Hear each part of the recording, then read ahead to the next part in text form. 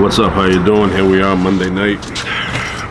Remember in the old days they had Monday Night Football, ABC or something. I don't see that anymore. So things are getting a little expensive out there. Inflation, everything's more expensive than last year. So I'm going to start making our own clothes. Not for me, but for my wife and my kids. So for my kids, I went and bought this style. It's a pattern inside, and you know, it shows you how to put it together. It's all here with the lines. And then for my wife, she likes you know, she likes clothing. Put it over there. My wife, I got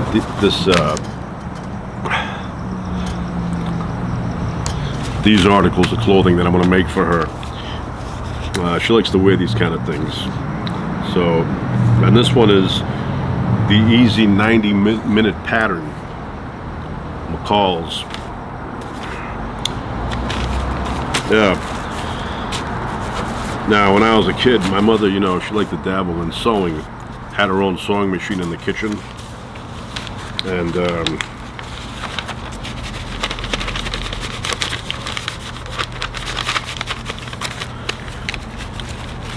every once in a while she'd open it up and sew something. But we'd end up going down to Chinatown. We'd go down to Chinatown and they had all these fabric stores down there. And once in a while I'd be with them. You know, she'd go with her friends. And I was a little kid, maybe 5, 6 years old, and I used to explore. I'd go in between the fabric, I'd go behind, you know, and all that stuff. And then they'd open up, it was all rolls, they'd open them up and they'd go, oh, that's a good design, get that.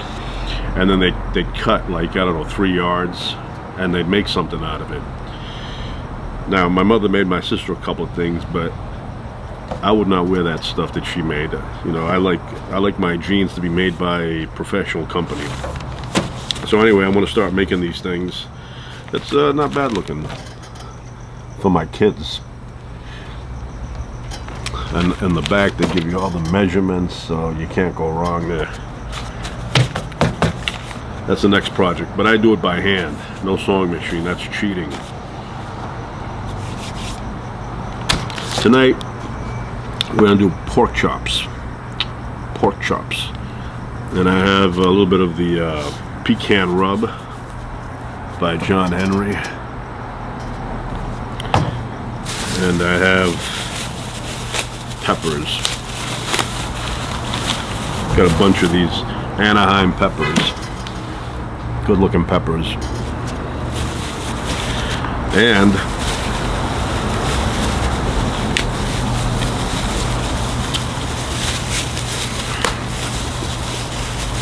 this candy I have is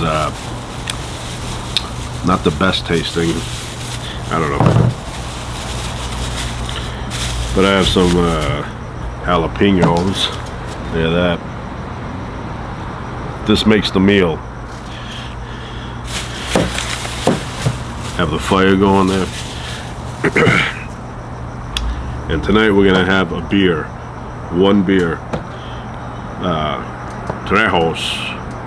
Trejos beer, made in the USA, Mexican craft beer, 4.7% alcohol, 1 pint.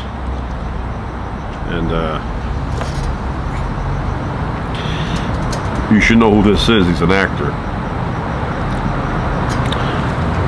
Not only is he an actor, but he has a taco place and a donut place, and I love Mexican food.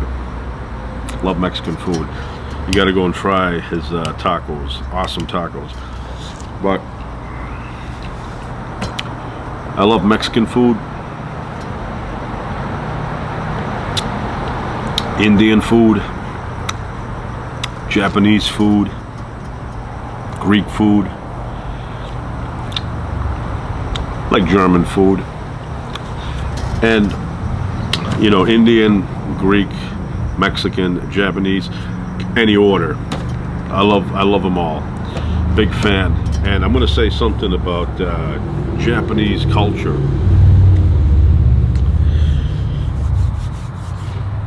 The attention that the tradespeople there give to detail is incredible. If you meet a Japanese carpenter, you will be blown away with the skill that they have to put things together, to cut things, and it's all manual. You know, with the Japanese saws, they cut things and they put them together. It's annoying me, that car. But yeah, if you see Japanese carpenters, they are untouchable. I mean, they're incredible. It's not something I can describe. You have to see it to believe it. It's crazy the things they can do. And not only that, Japanese chefs, second to none. Amazing talent. They make anything, but it's also the skill that they have, the way they cut things, and the way they, you know, they got the salt and pepper thing going. Indian chefs too are amazing. They know every spice on the planet. I love Indian food. And then Greek food, it's, you know, one of those things that the flavor is amazing and you can't stop eating even when you're full. You know, German food, I go to a place once in a while, and you know, I get some German food, pretty good, sticks to the ribs.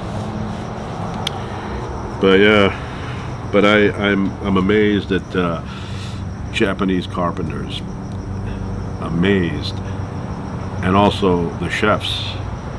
It's just amazing. I mean, they take pride in their work, you know. And then Mexican food. I go to Vegas, and if I see Mexican food, I can't stop eating it. I love Mexican food, delicious. So anyway, I'm gonna start with this stuff here, and hopefully this stuff turns out the way it looks like in the pictures. Well, like I said, my wife likes this kind of stuff. I'll make it something comfortable, and I'll use good fabric. I like to work with wool. So yeah, everybody knows him, he's an actor, so I don't know if you see the face there. Alright, we begin. What's going on? Hi, Papa. Took a shower and look at feel my hair. Wow, that's soft. What did you use? I used my new coconut shampoo I got, and I brushed it really well for you. Good job. So you didn't have to take like 3 Okay. hours or something, and I'd be like... Thanks. So we're ready to make some pork chops and Anaheim peppers and jalapenos. Goodbye. My daughter Amanda, she's going inside. Anyway, we're gonna start cooking. Otherwise, you know, they're gonna be hungry. All right, we're gonna start spicing up a little bit here. Look at that. Look how thick that is. Fresh. Very fresh. So this one's almost done. Somebody snuck in and ate the rest of it, but put a little bit.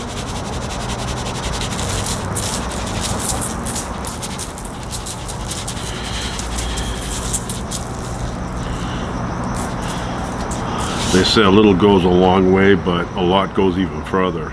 So flip them over. Simple stuff. Don't overcook your food.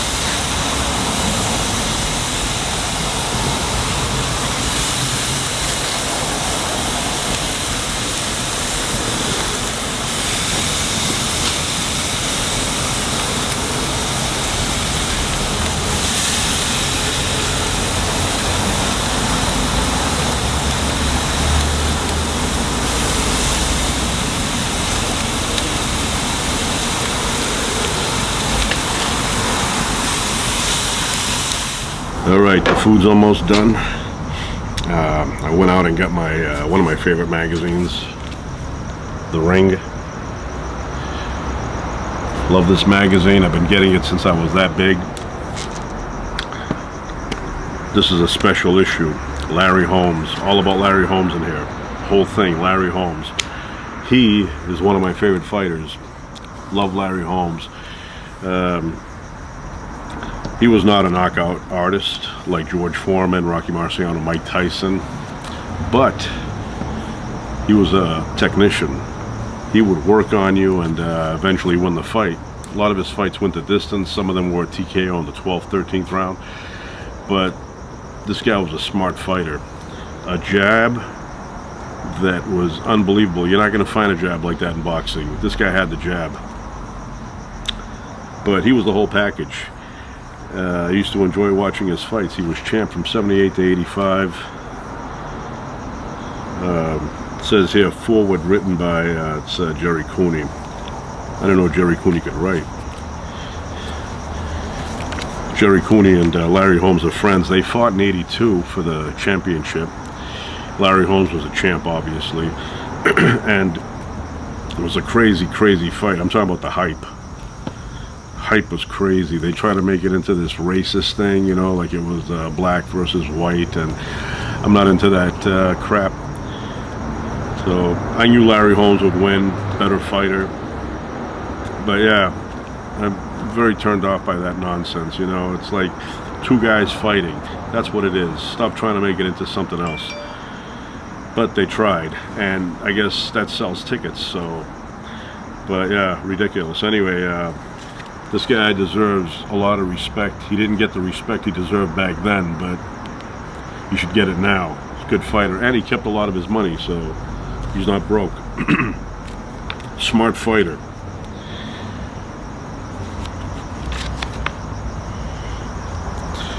Like he would start, sometimes he was behind on points, and eventually he'd use a strategy and he'd win the fight.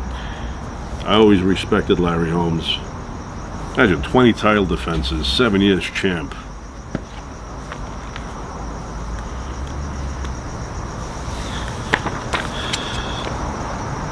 Pick up a copy today.